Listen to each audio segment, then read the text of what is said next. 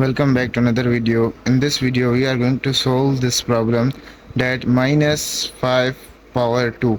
Here power is only on 5, not only with minus. So we just write minus 5 square means 25. Okay, now here minus 5 whole square, it means this square is with minus and this square is also with 5.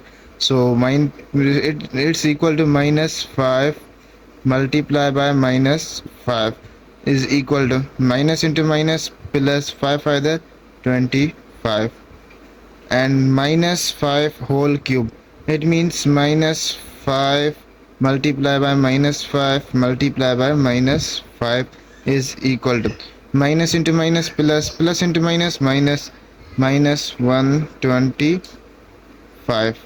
And now minus 5 power x, if x is even, then we write 5x.